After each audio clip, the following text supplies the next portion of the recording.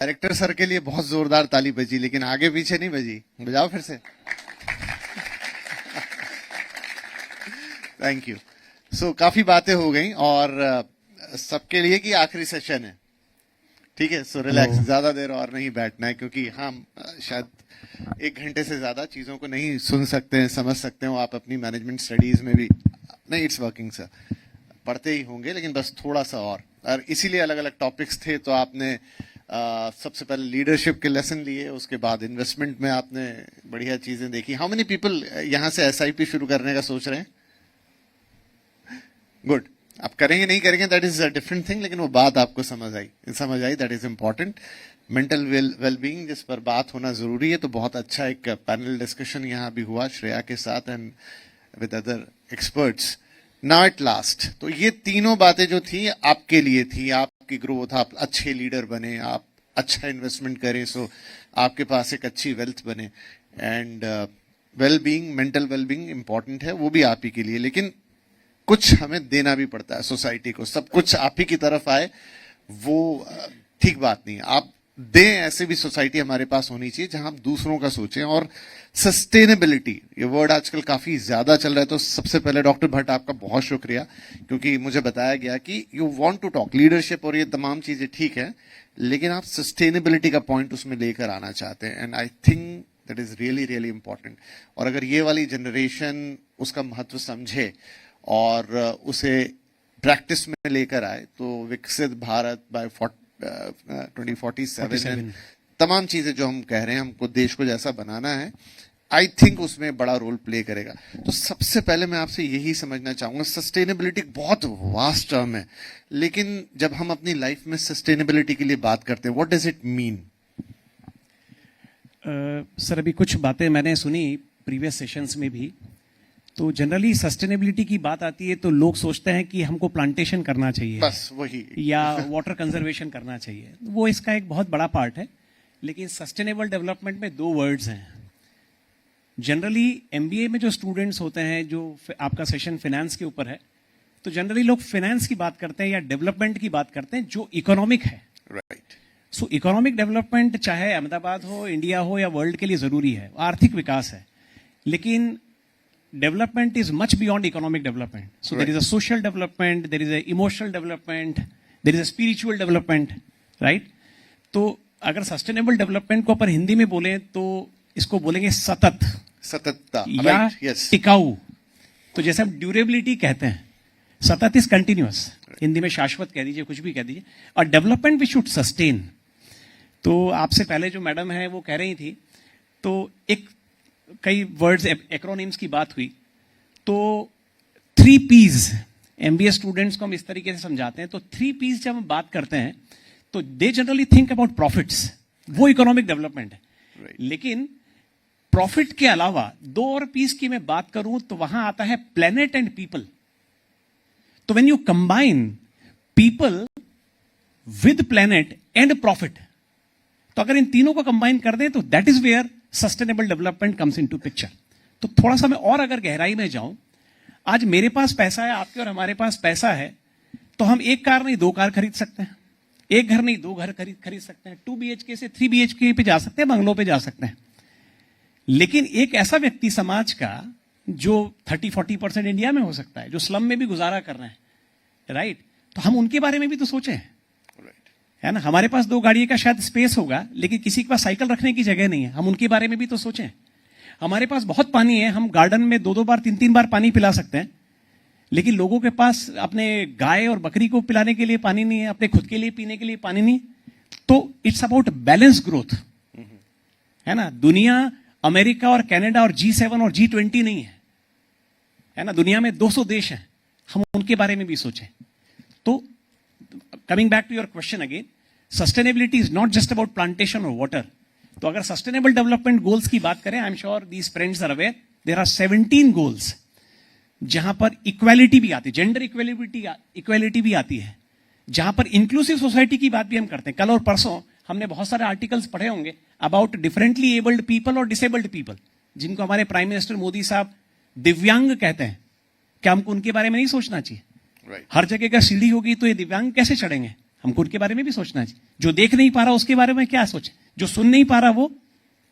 तो it's about multiple thing, there are 17 goals and of course we will discuss more about हाँ जी बिल्कुल। I think United Nations के जो 17 जी, SDG goals हैं, आप उनकी बात कर रहे हैं, उस पर भी आते हैं जी। अब थोड़ा इसको लीडरशिप से जोड़ देता हूं जी सर। आपने जो बातें कही वो बहुत ब्रॉड वृहद मतलब और बहुत जरूरी है, क्योंकि अगर आज हमने इनके बारे में नहीं सोचा तो जिस विकसित भारत की बात कर रहे हैं, आपने सही कहा कि वो सिर्फ इकोनॉमिकल टर्म्स जीडीपी नंबर्स में हमें विकसित नहीं बनाना है जी। हमको पूरा पॉपुलेशन का स्तर ऊपर उठाना है, human development index, gender development index वो लेके चलना है। Yes. और एक क्वालिटी, ह्यूमन क्वालिटी, मतलब इनमें से एक एक लीडर है, एक ह्यूमन बीइंग है, एज एन ह्यूमन भी मुझे लगता है हमारी पॉपुलेशन को थोड़ा ऊपर जाना चाहिए, और वहां पे काम आएगी sustainability. Now correlating it with the leadership qualities, आज जो लीडर बनेगा, इनमें से जो लीडर्स बनेंगे, क्या आपको लगता है कि उनका जो कोर एजेंडा होना चाहिए उसमें सस्टेनेबिलिटी के लिए जगह होनी चाहिए, लिखा होना चाहिए बोर्ड पे, sustainability is one of my core things, उसी के लेंस से मैं सारी चीजों को देखूंगा? सर सस्टेनेबिलिटी के बगैर हमको डिसीजन मेकिंग हम सोच ही नहीं सकते, चाहे वो कॉर्पोरेट्स हो या इंडिविजुअल हो या घर हो। आज अगर घर में जब हमको, लेकिन उसकी इंपॉर्टेंस तब समझ में आती है जब हमारे पास नहीं होता है। जब पानी बंद हो जाता है तब हमको पानी की इंपॉर्टेंस समझ में आ जाती है। जब बिजली बंद हो जाती है टॉरेंट पावर से या स्टेट इलेक्ट्रिसिटी बोर्ड से, तब हमको इसकी इंपॉर्टेंस समझ में आती है।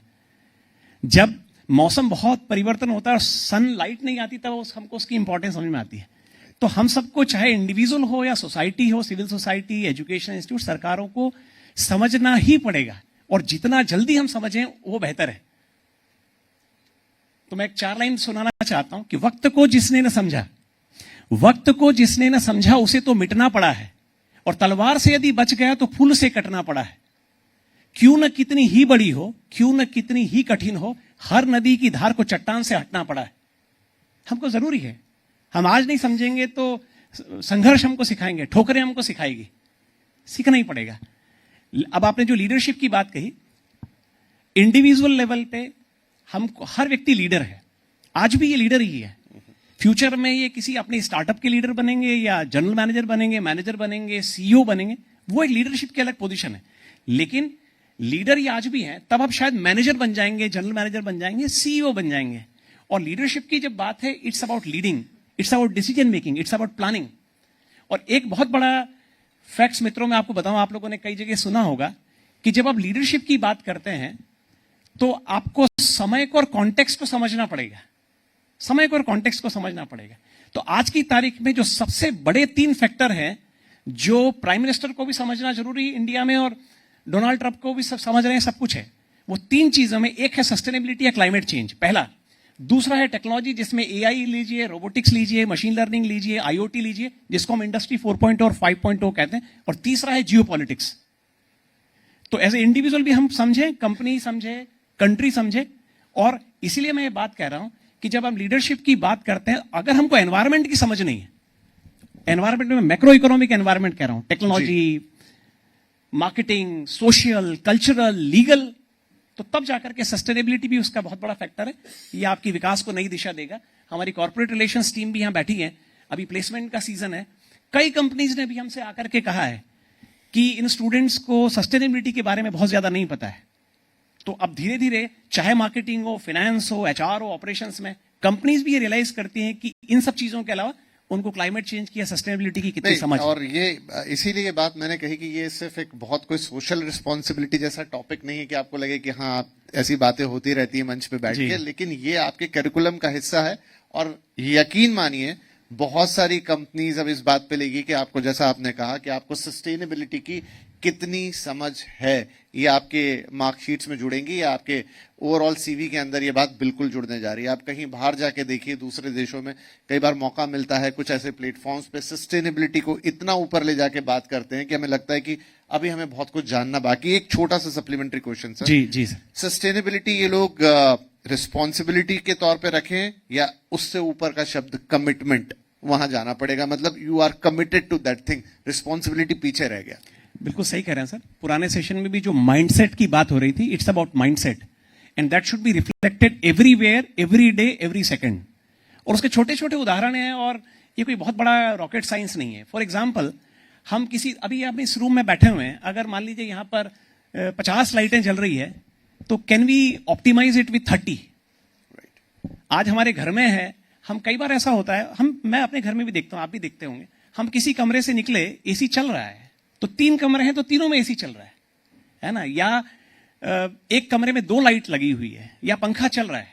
आज हम निकल गए तो उस पंखे की कोई जरूरत नहीं है। एसी अगर हम चलाने की अगर जरूरत भी है तो हम उसको 22 पे सेट करें या 26 पे सेट करें, हमारे पास है। अब आप कहेंगे कि ठीक है भाई, हमारे पास तो पैसा है, 10,000 का बिल भी आता है तो ठीक है, लेकिन बिजली का जो उत्पादन है वो तो आप और हम नहीं कर रहे, वो तो स्टेट इलेक्ट्रिसिटी बोर्ड कर रहा है, और वहां पर डिमांड सप्लाई का गैप क्लियर है। आप और हम तो शायद यूपीएस लगा के भी काम चला लेंगे और इन्वर्टर लगा के भी काम चला लेंगे, लेकिन हम उस वर्ग के बारे में सोचें जो कि अगर पंखा उसका नहीं चलता है तो वो तो हाथ से अखबार से, या पुराने जमाने में दूसरी चीजें आती थी उससे हवा कर रहा है। तो तब ये धीरे धीरे हम सोचें, और घर पे फिर भी हम लोग ज्यादा कॉन्शियस होते हैं कि हमने बिजली का बल्ब बंद कर दिया, लाइट बंद कर दी, पंखा बंद कर दिया, शायद पानी का नल। लेकिन अगर मैं एकेडमिक इंस्टीट्यूशन में हूं और अगर मैं वॉशरूम जाता हूं और अगर नल किसी ने चलता हुआ छोड़ दिया तो मैं सोचूंगा मेरी जिम्मेदारी तो नहीं है ये। या अगर हम रेलवे स्टेशन पे कहीं जा रहे हैं या एयरपोर्ट पे हैं और हमने नल चलता देखा, बिजली चलती देखी, तो क्या मेरा कॉन्शियसनेस, वो जमीर जो सर जो बात कर रहे थे, कमिटमेंट, मैं अपने घर में ही केवल बिजली बचाने के लिए या पानी बचाने के लिए कमिटेड नहीं हूं? क्या मैं पब्लिक प्लेसेस पे भी can I do something in this regard? आप अगर कहीं से 5 किलोमीटर 20 किलोमीटर दूर से आ रहे हैं और पीछे की कॉलोनी में या 2 किलोमीटर दूर आपका कोई फ्रेंड रहता है, कैन वी डू कारपूलिंग? या 2 व्हीलर पे आ रहे हैं, 2 लोग क्या हम मिलकर साथ आ सकते हैं? छोटी छोटी चीजें हैं, लेकिन हमारा बहुत बड़ा योगदान हो सकता है। Economically we are better off individually, and हम सोसाइटी को भी कंट्रीब्यूट कर रहे हैं। राइट। हर बार उस लेंस से सोचिए, तो हम जो तीनों कह रहे हैं, हमारा भी फायदा होगा, समाज का भी फायदा होगा। तो सस्टेनेबिलिटी रिस्पॉन्सिबिलिटी नहीं रहेगी, अब कमिटमेंट बनेगा। एक छोटा उदाहरण मैं यहाँ स्टूडेंट्स को देना चाहता हूँ कि हम जिक्र कर रहे थे दूसरे देशों का, तो सीएनबीसी आवाज में बहुत सारी चीजें कवर करते हैं। Real estate is one of that thing. So there is a launch in a different country of a very huge project, और वहां पर कई देशों का मीडिया था, जिसमें Middle East, European countries, western countries, तमाम। एक कॉमन क्वेश्चन था जो सबने पूछा, how sustainable is that project? तमाम क्वेश्चन और आए, लेकिन एक क्वेश्चन जो इको कर गया आखिरी तक, जो कि पूछा गया बार बार उस प्रेस कॉन्फ्रेंस में, in the top of the world media, बड़े बड़े बीबीसी, सीएनएन, सारे नाम आप ले सकते हैं, how sustainable is the project? तो सस्टेनेबिलिटी सिर्फ कहने सुनने की बात नहीं रह गई है, अब ये वर्ल्ड लेवल पे एक ऐसी चीज बन गई है जिसके बारे में जानना, समझना और प्रैक्टिस करना जरूरी है, and that would be the part of your career going forward. एक और शब्द सर जो मैं आपसे जानना चाहूंगा, और वो एक नोट मुझे मिला आपके कॉलेज से और उसमें था, दैट इज सर्कुलर इकोनॉमी। मैंने थोड़ा बहुत उसे समझने और पढ़ने की कोशिश की। सर्कुलर इकोनॉमी क्या है, पहली चीज, और मैंने ये भी जाना कि ये कोई अगर उस लिहाज से वर्ड नया है, लेकिन इंडिया में इसकी प्रैक्टिस हमेशा से रही है। हम उसे समझना चाहेंगे। जो बातें आपने अभी थोड़ी देर पहले कही, शायद वो इस वर्ड के साथ कनेक्ट होती हुई दिखेंगी। बिल्कुल सही कहा सर। अभी हम इनफैक्ट यूरोपियन यूनियन का एक प्रोजेक्ट है, वो भी हम लोग कर रहे हैं, 4 देश और 6 इंस्टीट्यूट। उसका नाम है code set, knowledge development for circular economy transition. I am principal investigator for that. देखिए सर, 2 वर्ड हैं, सर्कुलर इकोनॉमी। अब सर्कुलर इकोनॉमी का जो कंपैरिजन होता है वो होता है लीनियर इकोनॉमी है। तो कॉमन वर्ड जो हम लोग हिंदुस्तान में या कई भी दूसरी जगह भी बोलते हैं, यूज एंड थ्रो। जहां यूज एंड थ्रो आता है वो है लीनियर इकोनॉमी, कि हमने कुछ भी चीज ली और प्लास्टिक है, मान लीजिए कुछ भी थैली है, उसको हमने लिया और फेंक दिया, मतलब वेस्ट क्रिएट कर रहे हैं। एक बार काम हुआ, उसके बाद हमारे लिए कोई काम नहीं, हमने उसको फेंक दिया। अब चाहे वो कपड़ा हो, चाहे वो थैली हो, चाहे ग्लास की बोतल हो, कोक हमने पिया या कोल्ड ड्रिंक पिया तो कैन हो गई। अब उसको सर्कुलर इकोनॉमी से देखिए। आज आपने कई बार देखा होगा बाजार में, है ना, आप लोग कहीं भी कुछ भी सामान लेने गए, वो कहते हैं आपको हम थैली दे दें क्या? वो पैसा भी चार्ज कर रहे हैं उसके लिए। अब उस थैली आप ले आए और आपने उसको टीयर किया, वो कपड़ा आपने ले लिया, लेकिन वो थैली कोई काम नहीं, आपने फेंक दिया उसको। अब हम एनवायरमेंट में पॉल्यूशन भी बढ़ा रहे हैं, सॉइल इरोजन भी हो रहा है, सब कुछ हो रहा है, माइक्रोप्लास्टिक आपके और हमारे पेट में भी जा रहे हैं। अब सर्कुलर इकोनॉमी कैसे काम आ रही है? आपने कई बार लोगों को देखा होगा थैला लेके जाते हुए, चाहे दूध ले रहे हैं या सब्जियां लेने जा रहे हैं या ग्रोसरी लेने जा रहे हैं, आपको और हमको शायद कई बार एम्बैरेसमेंट, शर्म आती होगी, यार हम कहां थैला लेके जाएंगे। ये माइंडसेट है। तो सर्कुलर इकोनॉमी में वो थैला बार बार काम आ रहा है, कपड़े का बना हुआ जूट का जो थैला है या कपड़े का थैला, वो बार बार काम आ रहा है। एक एग्जाम्पल सर्कुलर इकोनॉमी का। और दूसरा एग्जाम्पल देता हूं, यहां ये बहुत सारे वुडन प्रोडक्ट्स हैं। आज ये सेशन हो जाएगा, उसके बाद इस ये बहुत सारी चीजें रीयूज हो सकती हैं। लेकिन पहले आपने गांवों में देखा होगा, ट्राइबल एरियाज में देखा होगा कि ईंधन, जब गैस का सिलेंडर नहीं था, माइक्रोवेव नहीं था, तो फ्यूल कैसे होता था? जंगल से लकड़ी काट के लाते थे, लकड़ी काट के लाए, उसको सुखाया, उसको आग लगाया, केरोसिन लगा के कुछ भी, और तब जाकर के सब्जी बनी, कड़ी बनी, जो भी आप बना रहे हैं, रोटी बनी। अब जब ये लकड़ी जल गई तो क्या बचा? कोयला। अब कोयला फिर आप यूज कर सकते हो, और कोयला भी जल गया, उसके बाद बचती है राख, एशेज जिसको कह दीजिए। अब आप उस राख को क्या करेंगे? राख भी काम की है। आप में से मुझे नहीं पता कितने लोगों को पता है, लेकिन कभी गांव में जाइएगा, आप लोगों के सोशल प्रोजेक्ट है उसमें देखेंगे, उस राख से बर्तन को साफ किया जाता है। अब आप देखिए, लकड़ी, पहले तो पेड़, फिर लकड़ी, फिर कोयला, और फिर राख, 4 यूज हो गए। अब आप देखिए पुराने में, आज use and throw, linear economy की बात करिए, यहां बहुत सारे यंग, सभी लोग यंग ही बैठे हुए हैं।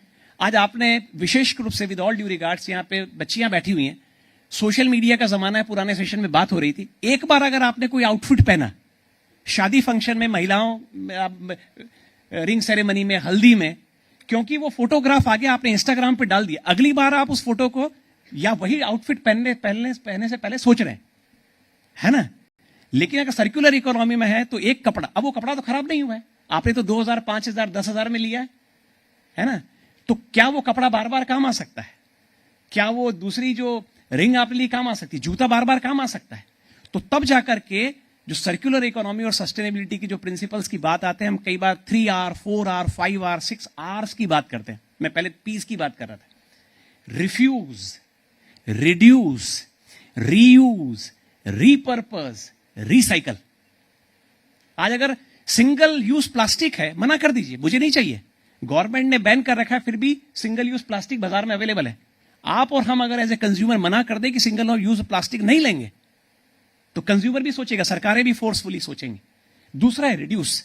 आज मेरे पास 10 शर्ट है मान लीजिए, या 20 शर्ट है, अगर मैं अगली बार, चाहे अभी बार बार फंक्शंस आते हैं, नए साल पे अमेजन, फ्लिपकार्ट पे सेल आती है, मीशो पे सेल आती है ना? अभी कौन सा ब्लैक फ्राइडे क्या था, है ना? ये कंजम्पशन बढ़ाने के लिए चीजें होती है। आप और हम सब, आप मार्केटर बनेंगे तो आप भी कोशिश करेंगे, लेकिन कंज्यूमरिज्म का जमाना है।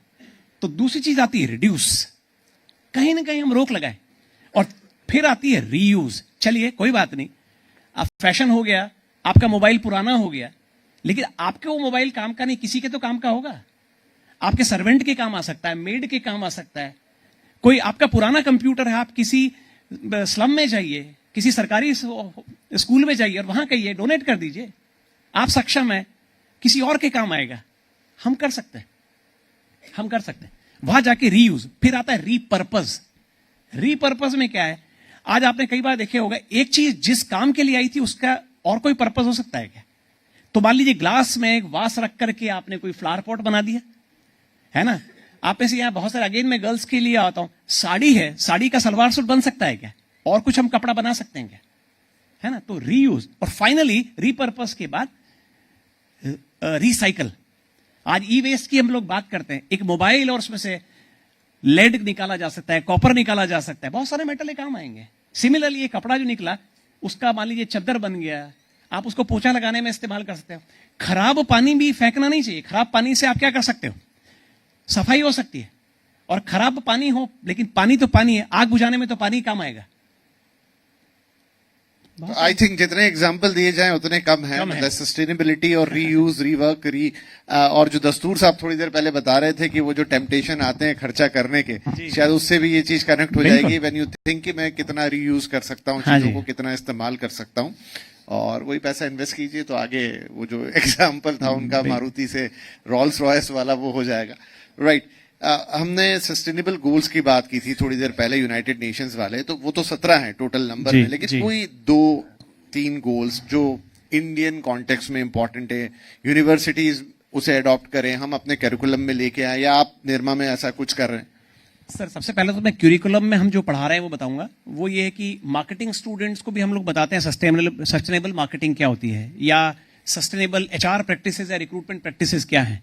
सिमिलरली फाइनेंस के अंदर ग्रीन बॉन्ड्स हैं, सस्टेनेबल अकाउंटिंग प्रैक्टिसेस है, सस्टेनेबल रिपोर्टिंग है, सस्टेनेबल फाइनेंस है, और मैं आईटी एरिया से आता हूं, तो अगर टेक्नोलॉजी की बात करें तो आजकल हम ग्रीन आईटी की बात करते हैं। आप कंप्यूटर को या मोबाइल को थोड़ी देर के लिए छोड़ दीजिए, 1 घंटे बाद या 5 मिनट बाद वो अपने आप स्लीप मोड में चला जाता है।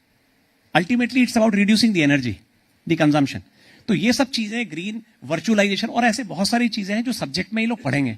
तो इनके स्पेसिफिक सब्जेक्ट्स तो है ही हैं सोशल एस्पेक्ट्स के ऊपर, लेकिन क्यूरिकुलर एस्पेक्ट्स के अलावा इन बच्चों के अगर हम को क्यूरिकुलर एक्टिविटीज भी हैं, तो सोशल क्लब है, ग्रीन जेड क्लब है हमारा, green plus gen Z madam जो कह रही थी, उस तरह की चीजें हैं। तो ये तो हुआ क्यूरिकुलम का पार्ट, और कई सारी वर्कशॉप्स के थ्रू, हम दूसरी एक्टिविटीज के थ्रू, फील्ड ट्रिप्स के थ्रू हम लोग इनको स्किल और सेंसिटिविटी वगैरह की बात करते हैं। थर्ड टर्म में इन स्टूडेंट्स का एक प्रोजेक्ट्स आता है जो सोशल प्रोजेक्ट्स में, जो किसी सीएसआर कंपनी के साथ या गवर्नमेंट के साथ या एनजीओ के साथ रह करके। तो अल्टीमेटली ये है कि इनको ये सोचें कि इकोनॉमिक डेवलपमेंट के अलावा भी एक दुनिया है, या प्रॉफिट के अलावा भी ये प्लेनेट और वो सब चीजें भी है। तो इस तरह की क्यूरिकुलम में है। लेकिन जो आप एसडीजी के 2 और 3 गोल की बात कर रहे थे, 17 गोल है, लेकिन 2 या 3 चीजें जहां पर एकेडमिक इंस्टीट्यूशन, चाहे निरमा हो या दूसरे इंस्टीट्यूट, चाहे स्कूल हो, कॉलेज हो, सबको काम करना चाहिए। पहला तो क्वालिटी एजुकेशन है।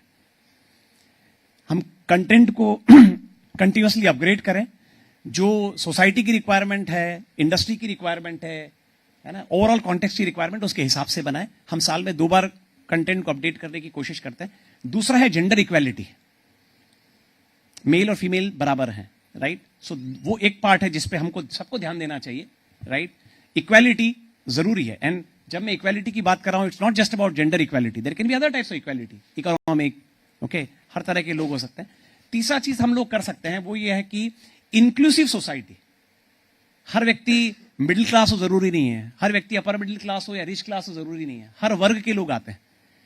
कोई वल्नरेबल क्लास से भी आएगा, कोई डिफरेंटली एबल्ड पीपल भी होगा। हम ये सोचें कि कैसे हम उनको भी मेन स्ट्रीम में जोड़ें। तो inclusive society, inclusive city, sustainable cities, हम वो सोचें। आजकल इलेक्ट्रिक व्हीकल्स की बात चल रही है, ओके, शेयर्ड इकोनॉमी की हम बात कर रहे हैं, शेयर्ड व्हीकल। हमारे पास गाड़ी है, अच्छी बात है, पर आप बीआरटीएस कभी एएमटीएस का भी इस्तेमाल तो करके देखिए। मेट्रो चल रही है, आप उसको देखिए, उसका भी ऑप्टिमाइज होगा रिसोर्स, और आप जल्दी पहुंचेंगे। आज आप कालूपुर रेलवे स्टेशन से अगर आप थलतेज तक आइए, आप पैसा लगा करके ओला उबर कीजिए, it will take peak time पे 1 घंटा लगेगा, शायद उससे ज्यादा भी लग सकता है। और आप एक बार मेट्रो में बैठ के आइए, थलतेज तक आने में आपको 15 से 20 मिनट लगेगा। आप 15 या 20 रुपए में आ रहे हैं और कम टाइम में आ रहे हैं। तो ये सब माइंडसेट है। इस तरह की चीजें छोटी छोटी हम करेंगे और हम सस्टेनेबिलिटी बहुत इंपॉर्टेंट है। देखिए, सस्टेनेबिलिटी जब तक जैसे मेंटल हेल्थ के लिए पहले बात हो रही थी कि वो डिस्कस ही नहीं होती थी, बात ही नहीं होती थी, अब हम करने लगे हैं, ओपन होने लगे हैं। उसी तरह सस्टेनेबिलिटी अभी सिर्फ एक वर्ड है, लेकिन जब आप कोर्सेज में लेके आएंगे, जब उसको पब्लिक प्लेटफॉर्म्स पे बात करेंगे, तो आई थिंक वो पर्कुलेट होगा, नीचे तक जाएगा, और आने वाली जनरेशन्स में वो चीज एक सेटलमेंट के तौर पे, कमिटमेंट के तौर पे आएगी, जैसे हम कह रहे थे। Now coming to the some basic questions about India. 3 तरह के वेस्ट, अगर उनमें से किसी एक पर हमें सबसे पहले एक्शन लेना हो, ई वेस्ट जो अब हमारे देश में काफी निकल रहा है, फूड वेस्ट, एंड थर्डली जो प्लास्टिक, ये 3 बड़े वेस्ट हैं। तो अगर सस्टेनेबिलिटी के पॉइंट ऑफ व्यू से सोचें तो सबसे पहले किस पे काम करना चाहिए जो देश के लिए भी बेहतर हो और एज एन हाउस होल्ड हमारे लिए भी बेहतर हो? My personal preference will be food waste should be given the most important priority. Okay, food waste बहुत ज्यादा है, specifically at the level of the rich people, right? और हम लोग अफोर्ड कर सकते हैं, कई लोग हैं जो कि एक मील भी अफोर्ड नहीं कर पा रहे हैं, तो सबसे पहली प्रायोरिटी उसको देनी चाहिए। दूसरी चीज पे प्लास्टिक पे मैं जाऊंगा, और last priority should be e waste. While I say all are important, लेकिन अगर आप ऑर्डर पूछेंगे तो मैं इन 3 को प्रायोरिटी दूंगा। Let my last question, sustainability पे हमने बातचीत की और काफी सारी बातचीत कर ली, लेकिन as a director here in Nirma institute, आप स्टूडेंट्स से क्या एक्सपेक्ट करेंगे? कैसे वो सस्टेनेबिलिटी को apart from their career and everything अपनी लाइफ में डे टू डे बेसिस पे उतारें और बाकी लोगों को भी उसके बारे में अवेयर करें? इसको मिशन की तरह से लेना चाहिए, प्रोफेशन। और लेकिन एक चीज और है कि सस्टेनेबिलिटी एक बहुत बड़ा प्रोफेशन भी है ना। आज बहुत सारे जॉब्स अवेलेबल है सस्टेनेबिलिटी में। तो आज आप जब देखते हैं कि ग्लोबल लेवल पे डिस्कोर्स चल रहा है, तो आप पहले हम फॉसिल फ्यूल बेस्ड व्हीकल्स देखते थे, गैसोलीन, पेट्रोल, डीजल। अब सब जगह आप इलेक्ट्रिक व्हीकल्स देखते हैं, तो इंजीनियर्स तो चाहिए जो R&D करेंगे इस फील्ड में, बैटरीज बनाने वाले लोग भी चाहिए। पहले हमारे घर में ट्यूबलाइट होती थी, कन्वेंशनल ट्यूबलाइट्स और बल्ब्स होते थे, अब LEDs हैं सब जगह, तो इंजीनियर्स की जरूरत तो वहां भी है।